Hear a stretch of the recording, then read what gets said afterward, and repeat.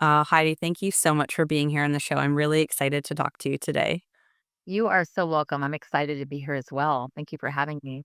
Yeah, it's a topic I haven't touched on the podcast yet, and it feels so relevant to all of the listeners who are, all moms who have all had moms who are all parenting, and this idea of the mother wound feels really poignant and applicable to all. So I want to start the conversation by asking you, what the heck is a mother wound? And, how does well, let's start there, and then I have many more questions for you, but what is a mother wound? Yeah. So a mother wound is psychological, emotional, or physical pain or trauma that results from unmet needs or neglect by your mother. So growing up, you were neglected in some way. Your critical needs were unmet and you were neglected in some way. And as a result of that, it forms mother wounds.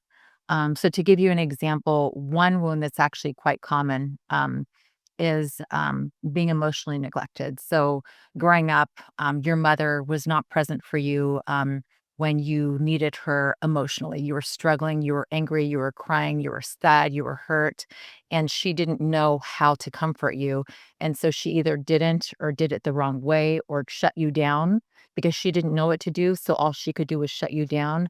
Um, and so what happened there is you're emotionally suppressed during your upbringing, and that's an unmet need, and that's emotional neglect. And so that turns into a wound that you have, within you that lives within you throughout your life. Is it possible for the wound to live on some sort of spectrum where there could be, like, the big T trauma, the little T trauma, or is it, like, all or nothing? Can we experience it on a scale? Absolutely. There's definitely a scale. There's little t that you we say little T's, big T's, there's little traumas, big traumas. So absolutely it lives on a scale. It's dependent on so many factors. And we all have a unique upbringing in itself. We all have unique mothers. We're each unique. We all have unique family dynamics.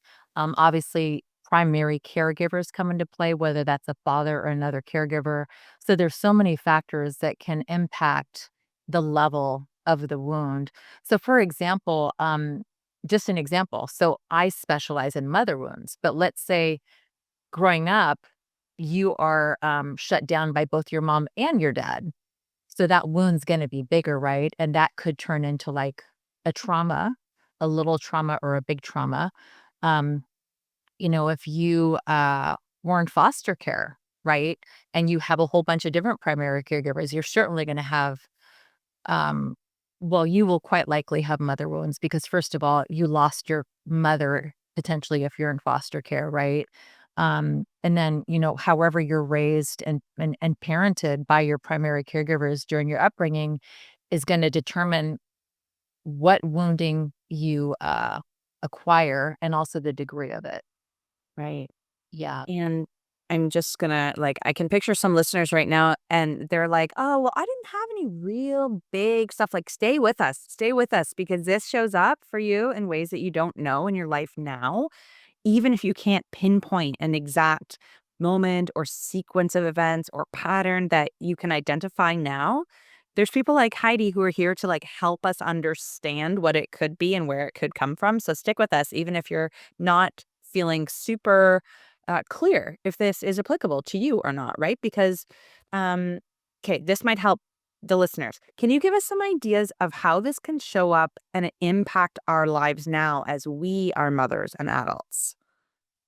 Yeah, in so many ways. So, just to give you some examples, so I shared the example of being emotionally suppressed. So, what happens with that typically, and I was growing up, I was emotionally suppressed. My mother was emotionally suppressed, so she basically parented me with her wound, and it just passes down until somebody breaks the cycle. So, growing up, I and my siblings were raised with emotional neglect. We were emotionally suppressed. My mother, who I adore, had no idea how to show up for us when we were um, dysregulated, crying, sad. She just didn't know what to do, and so she shut me down. We were shut down, and so I learned in these experiences growing up that sharing my feelings and emotions was unaccepted was not safe and not allowed. And so growing up into adulthood, in my adult relationships, I don't know how to share myself emotionally. I don't know how to share feelings. I don't feel safe sharing my feelings and emotions with others because I never did it growing up. It's foreign to me, right? And so first of all, like for me, I I didn't even know how to identify my feelings. I noticed like when I was in my adult life, my friends, everybody could easily express, I'm sad, I'm angry, and I'm just like, I don't know. I don't know what I feel because I just never I was never able to identify and confirm my feelings growing up. Nobody validated them. Nobody reflected back to me, "Heidi, I'm so sorry that you're angry. Heidi, I'm so sorry you're sad. You're frustrated. I'm sure you're so hurt," right? So, as an adult, I started spending time with myself trying to understand, why don't I know how I feel all the time, right? And so then you have adult relationships, friendships, a partnership, a marriage, and you don't know how to express yourself in marriage and partnerships, and that creates distance. It actually creates distance with everybody.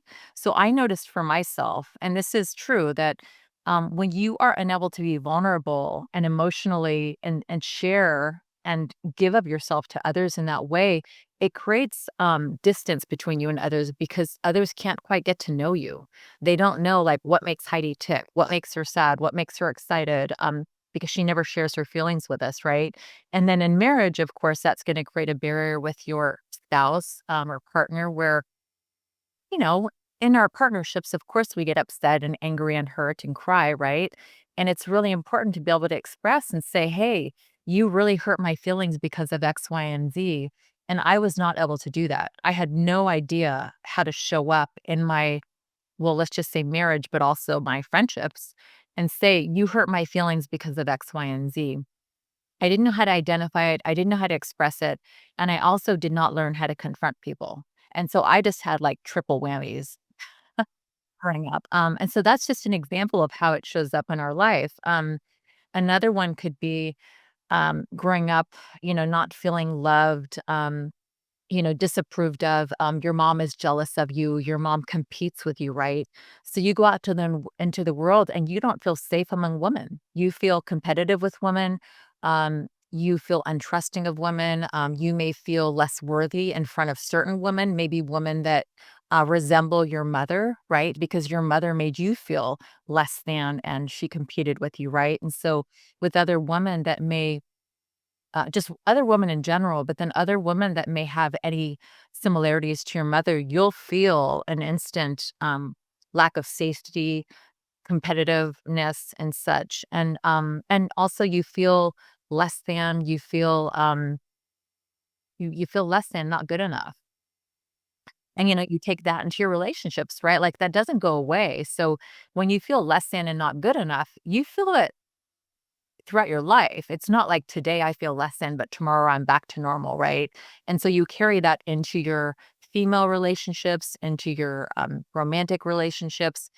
And then, to take another step further, for me, like as a parent, if I didn't heal my emotional neglect, I would be raising my son that same way because I didn't learn it from my parents, right?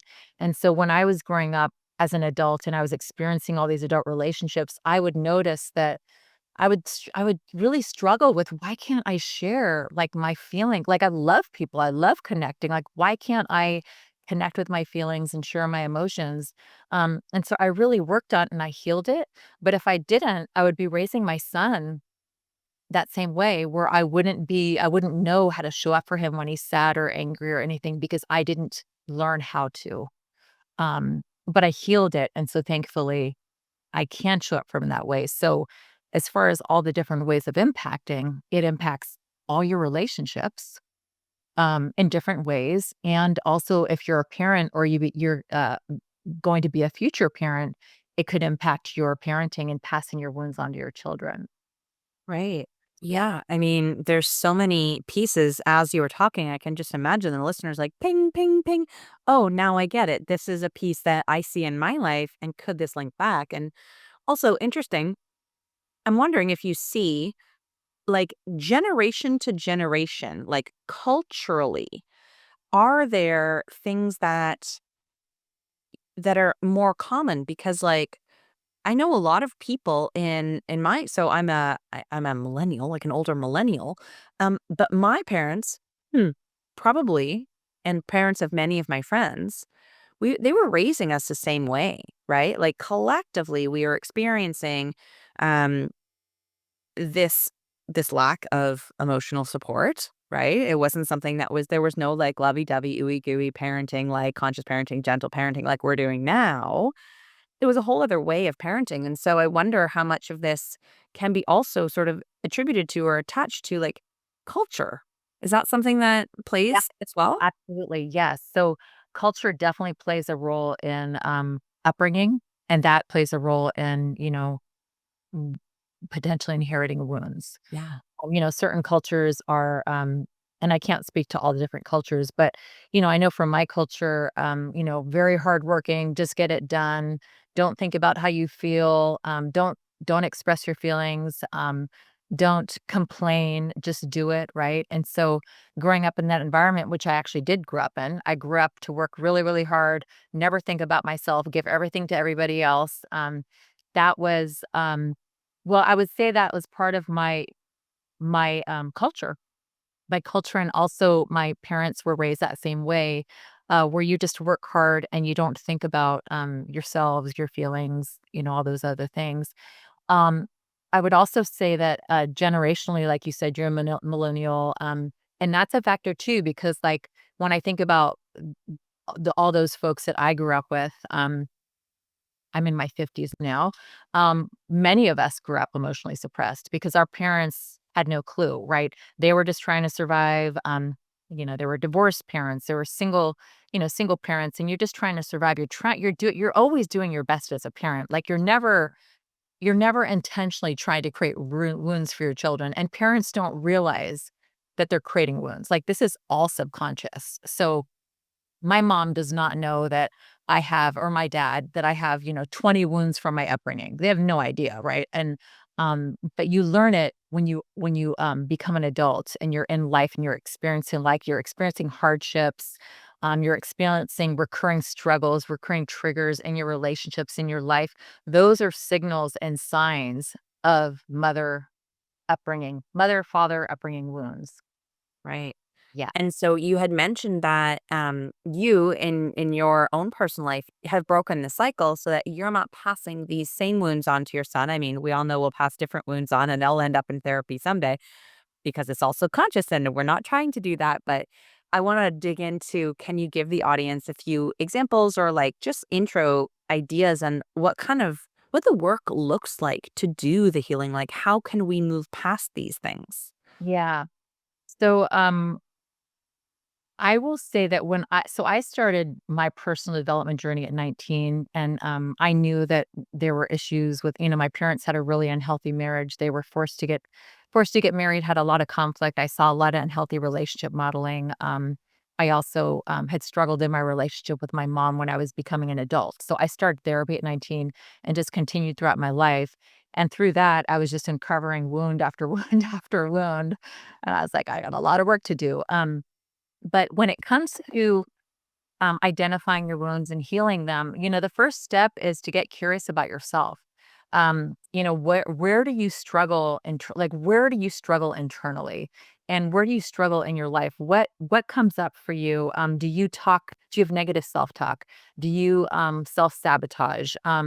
Do you judge yourself? Do you feel like you have low self-worth? Do you feel like others are better than you? Others are more important to you than you? Do you feel, like you're not valuable or you're undeserving, right? So those are all, and also, do you have people pleasing tendencies? That's also one, right? And that's a big one because when we have people pleasing tendencies, we neglect ourselves. We give everything to everyone else. We have no boundaries. We do everything everybody says, right? That's just like a domino effect of not a good path. And so really identifying like where in my life do I struggle? Do I have healthy communication in my relationships? Do I have healthy conflict or do I always have terrible, fights with my partner or my spouse, and we just never come to a resolution, right? It's just going to happen again and again and again. And those are examples of wounding. And the other piece, as it relates to mother wounds, is looking at your relationship with your mother and how has that relationship been in your life? Like growing up, was she always there for you? Did she love you unconditionally? Did she always have your back? Did she always show up for you? Obviously, parents aren't perfect. We're not always going to be there. But for the most part, was she someone you could always count on emotionally, physically? Was she present? Did she, you know, did you always feel approved and validated by her and honored, seen, and heard on all those things? And if you say no to a lot of those questions, then you probably have wounding. Right. And if you had a difficult or have a difficult relationship with your mother, then you probably have mother wounds because there's some part of your relationship that was not or is not working. And that means that there's probably a wound or wounds there. I'm curious to know, as we're doing the healing work, is it important at all if our mother is still living to be able to deal with these wounds? Or if, like, what if we have a strained or estranged relationship? What if it's not safe to do the work alongside? You know what I mean? Like, can we do the work on our own? Do we bring our moms in? Like, how does that work? Yeah, it's such a good question. No, your mom does not have to be present. And I'll say that for all the work that I did, which I've done decades of work, and not just mother wounds, I had father wounds, I had other things too. My mom to this day has no idea that I ever did any personal development work. I did it all by myself, but what I was able to do was when we do the work, we change and we start so two things. When we do the work, we change, we transform, we start showing up differently in our relationships. For me, I started showing up with boundaries. I never had boundaries before. I wasn't raised with boundaries, right? So I started showing up in my relationship with my mom with some initial boundaries. And so she never knew I was doing the work, but I started showing up differently. So, no, your mother does not have to be present. Your mother does not even have to be alive for you to do healing work. Um, the other piece I was going to say is, but if your mother does not have to be present, your mother does not have to be alive. You can absolutely do healing and growth work on your own. But if you feel your mother would be open and really curious about it and want to do work together with you and you think would be positive, you could consider including her in the process, which could be really beautiful because then you're both healing and growing and she's learning about these wounds that she imparted on you subconsciously. And so that's gonna bring you it's gonna heal you quicker versus doing it all on your own, right? And that's a choice, that's a decision you can make at any point in your process. Like with clients that I work with, I'll work with them independently, but they might bring their mom in session 4, and we'll have the mom just in session 4, in session 8, and session 12 when my client wants the mom there and the mom wants to come. So the mom doesn't necessarily have to be in every single session. Also, the daughter can still do the session and report and share back to the mother. So there's a lot of different ways to include the mother if you want to, and you would feel it would be beneficial, but you do not have to include her at all and you can still be completely successful in doing the work and healing, which is a really beautiful thing, especially for women who have estranged mothers where they just zero contact or their mother passed away. Like there still is the opportunity to heal from whatever the wounding is, abandonment, even for women who have had their mother pass at a young age, they definitely have wounds and you could heal that. And I'm not saying the work is quick and easy, but it's small steps, it's patient, small, loving, kind steps, and you can heal from it. Yeah. Yeah. Yeah. It's it's such an incredible offering that you have in this really specific space for women. And, do you ever work with men too, or is it mostly women? Yeah. I do, yeah, I do have some male clients, I also specialize in relationships, so I also kinda coach folks on marriage and separation and all the things, but yes, I do work with men as well, and I enjoy that a lot. I think it's really fun to work with men because I can also coach them about how to show up in their relationships with their women. Right. as well, and help them heal wounds. Because I'm a mother wound coach, but we also have father wounds. Women have father wounds, men have mother wounds, right? So, yeah. Right. And if someone's wondering maybe, do I have a mother wound? I don't know. You when we were talking before we hit record, you had shared with me that you're um, generously offering your time to chat with anyone who's curious and do a little complimentary assessment call. Can you tell us a little bit how the listeners can access that and what that could look like for them? Yeah, the way they can access it is just to reach out to me. You can reach out to me through my website, which is HeidiCarlsonCoaching.com. You can also DM me on LinkedIn, Instagram, or Facebook. I'm most present on LinkedIn right now, but you can DM me through either of those platforms. But I think that I'm so passionate about helping women. My passion is helping women clear all obstacles in their way to live an empowered life in all areas, in their relationships, in their career, and parenting, and really feel just have that inner peace and knowing that I've got me, I'm good, I don't have these big obstacles in my way, and so I would love to offer that to your community if anyone is curious, like, I'm just not sure if I have mother wounds. I don't really know. And I don't, when I think about, my relationship with my mom, I'm not really sure how I feel. So I'm happy to hop on a call with them to help them get a little clearer, to realize, like, wow, I have a lot of wounds, or I actually only have a couple and I don't really care. Like, they don't bother me. They don't bother my life. They don't show up much. And so they can kind of decide from our call if further work and research and getting curious is necessary. And if so, what that might look like. There's a lot of resources out there, as well as, coaches, or, yes, I have a couple wounds, but they don't really bother me today. I don't see them bothering me in the future either. If they do, I'll address them at that later time. And also, if you're becoming a parent or a parent, I really like to drive the message, and not to worry moms at all, not to worry women, but I really drive the message that if you're a parent or parenting and you have these wounds, really take a look at yourself and just see, am I passing them on to my children? I don't, am I passing down unhealthy communication? Am I honoring their boundaries? Am I showing up for them emotionally? Am I loving them unconditionally? Am I, all these things? Because the last thing we want to do and try not to do is pass our wounds down to our children, because it will continue to perpetuate, and then they'll just have the same struggles that we had um in their adult lives, right? So I would love to help women just kind of get clear if they have any wounding, and if it's like, problematic and needs attention, or it just really isn't that big of a deal right now. Right. Yeah. Because knowledge is power, right? When we know, we get to decide what to do with that. But having that knowledge can really guide us and be helpful, even if someone's not ready to take the step to do the work um, Yeah. or whatever. So, yeah, Yeah. thank you for that. I I have I had a very long look into wounds, and my parents were immigrants. They were forced to get married young. They didn't have life and relationship skills enough yet for marriage and family. They had 5 kids. They had a really tough marriage. So, and then they brought their wounds and traumas into parenting, right? So it was just inevitable that me and my siblings were going to have a lot of wounds.